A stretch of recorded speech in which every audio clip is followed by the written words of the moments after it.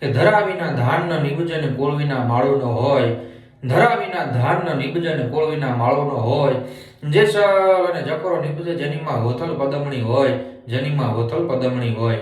કે સાહેબ સારી જગ્યા વિના, સારી જમીન વિના ધાન ન નિપજે, સારું પાક ન પાકે, સારો મોલ ન પાકે.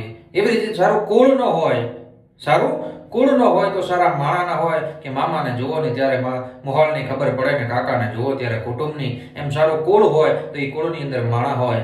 અને કહેવાય ને કે જેસલ અને જકરો નિપજે જેનીમાં હોથલ પદમણી હોય. સાહેબ જેની માં સારી હોય, જેના માના સંસ્કાર સારા હોય ને સંતાનમાં કોઈ દિવસ જુવાપણું ન હોય.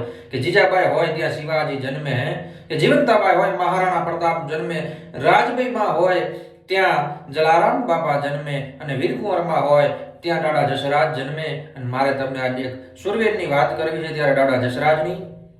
કે અખંડ ભારતની અંદર એ લોહગઢ નામનો કિલ્લો, લોહગઢનો પ્રદેશ, અને લોહગઢની અંદર રાજા વસ્તુપાલ અને માં એટલે કે રાણી વીરકુંવરબા અને એના કુખેથી જન્મ લે છે એક દાદા જસરાજ.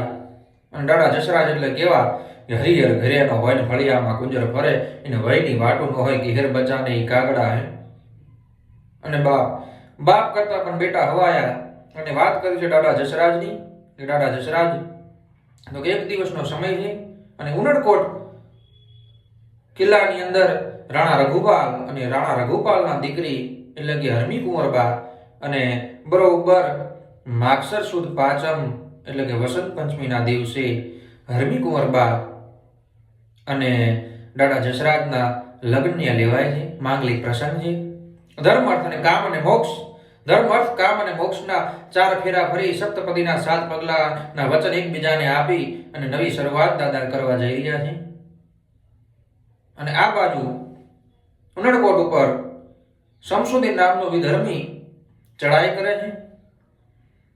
અને શમસુદ્દીન નામનો વિધર્મી ચડાઈ કરે છે ત્યારે માંગલિક પ્રસંગ હોવાથી સુધીર મહારાજ એટલે ઉર્ફે સિંધુ શર્મા દાદા જસરાજના સેનાપતિ માંગલિક પ્રસંગ હોવાથી દાદાને જાણ કરતા નથી અને પોતે એ શમસુદ્દીન સાથે યુદ્ધમાં ઉતરે છે.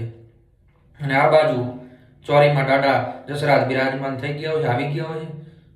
અને ધર્મ અર્થ કામ અને મોક્ષના 4 ફેરા ફરવા માટે એ ભૂદેવો સ્વસ્તિના ઇન્દ્ર રાજા સ્વાહા, સ્વસ્તિના ભોગવા બ્રહ્મ સ્વાહા, કન્યા બદ્રાઓ સાવધાન સાવધાન બોલે ન બોલે.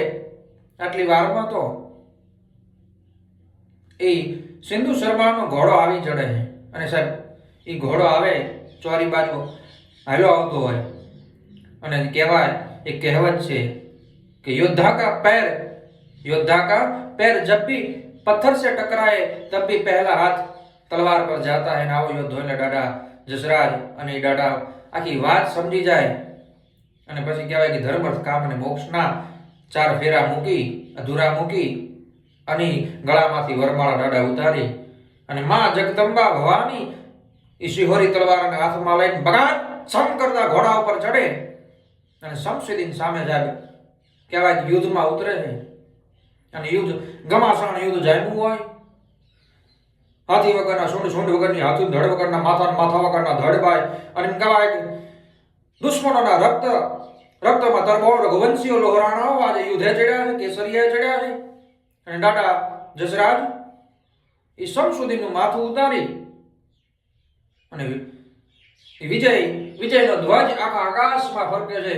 અને વા રઘુવંશી હર હર મહાદેવ જય માં ભવાની જય જય રઘુવીરના નારા સાથે વિજય ઉત્સવ ઉજવવામાં આવે છે ઉનડકોટની અંદર અને લોખંડની અંદર.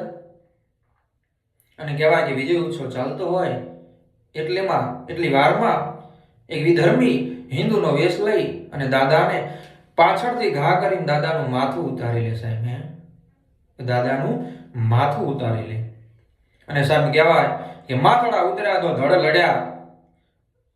અને ધડ લડ્યું અને દુશ્મન જે હતો એનું ધડ દાદાએ ઉતારી લીધું. સાહેબ અને ત્યાં દાદાને શાંત કરવા પછી ઘણી બધાએ પ્રતિજ્ઞાઓ લીધી. દાદા શાંત થયા. અને સાહેબ આ વાત ઉપરથી એક મારી પોતાની બે લખેલી પંક્તિ મને યાદ આવે ત્યારે કે લીલુડા માથડા દીધા તે કામ ધેનુ ને કાજ.